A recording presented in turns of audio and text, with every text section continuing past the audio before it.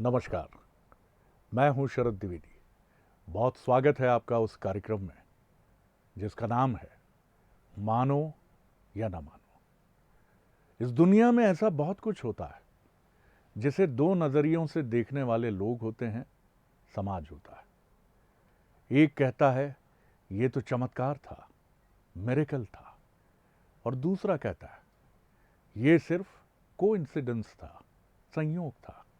इसको इस नजरिए से समझिए, इस उदाहरण से समझिए कि सड़क दुर्घटना में बाल बाल बचने पर कुछ लोग कहते हैं कि यह चमत्कार था, ईश्वर की अनुकंपा थी, और वैज्ञानिक नजरिए को साथ रखने वाले लोग कहते हैं कि यह कोइंसिडेंस था।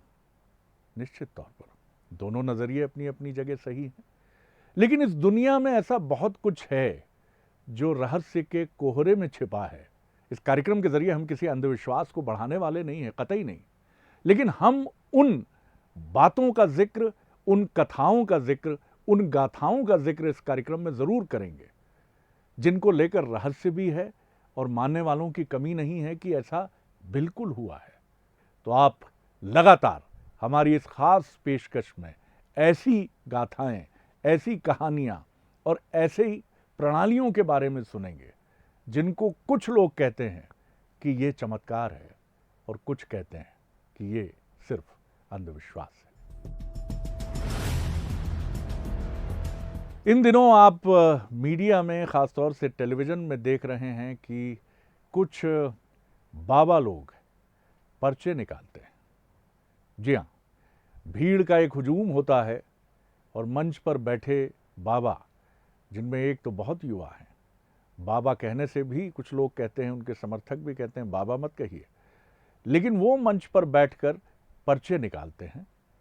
पर्चे यानी आपके मन की बात जो है वो समझकर उस पर्चे में लिख देते हैं पहले ही, बल्कि आपका मंच पर आना भी अप्रत्याशित होता है।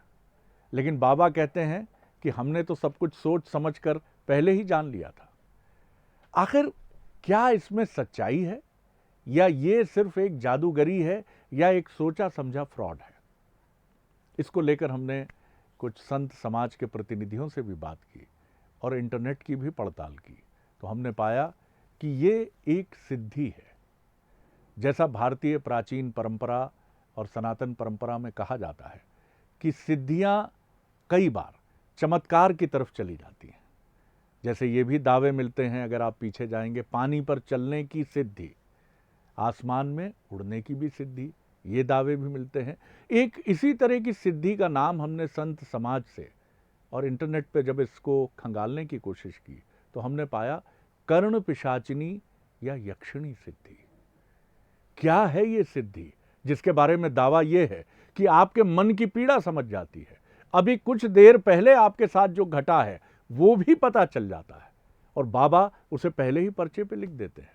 और देश में ऐसे बाबाओं की संख्या 400 बताई जाती है, जो निरंतर बढ़ रही है।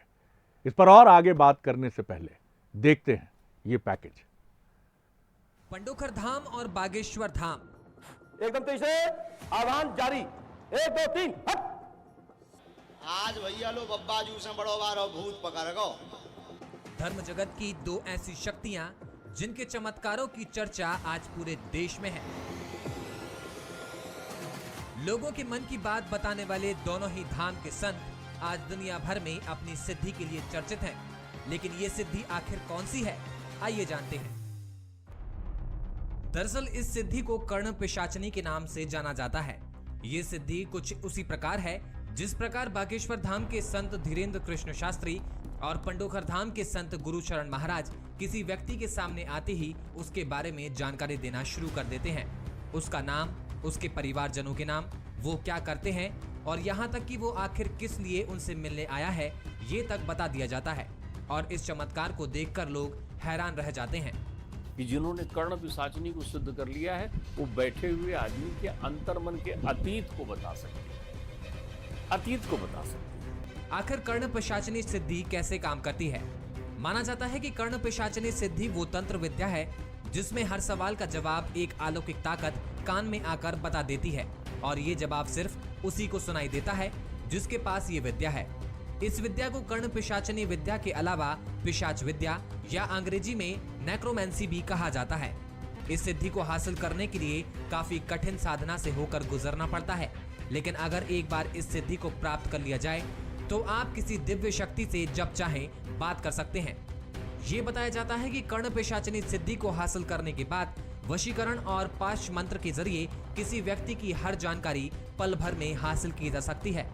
कोई अलौकिक शक्ति इस सिद्धि को हासिल करने वाले के कान में वो सभी जानकारी आकर बता जाती है जो वो जानना चाहता है, इसलिए इस विद्या का नाम कर्ण पिशाचनी पड़ा। हालांकि जानकारों का मानना है कि ये विद्या किसी का भविष्य नहीं बता सकती। आपके साथ जो पहले घट चुका है या फिर केवल वर्तमान में जो चल रहा है, सिर्फ यही जानकारी निकाली जा सकती है। यानी कि कर्ण पिशाचनी सिद्धि सिर्फ और सिर्फ अतीत और वर्तमान तक ही सीमित है। तो आपने देखा कि क्या होती है कर्ण पिशाचिनी सिद्धि या यक्षिणी सिद्धि।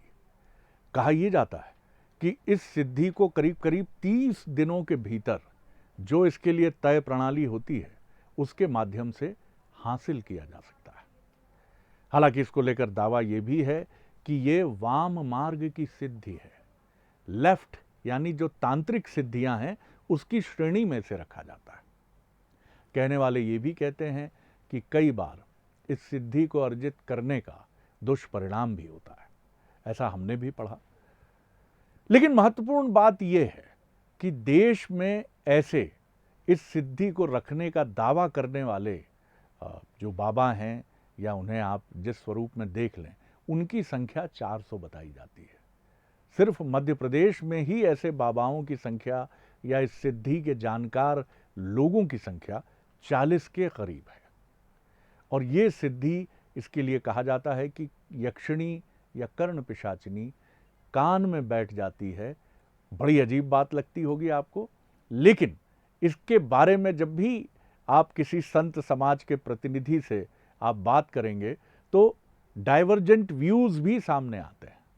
हमने संत समाज के ही एक ऐसे सुप्रतिष्ठित व्यक्तित्व से बात की जिन्होंने कहा कि सिद्धियां और चमत्कार उस जादूगरी की तरह हैं जिनका सनातन परंपरा में आध्यात्मिक मूल्य नहीं है।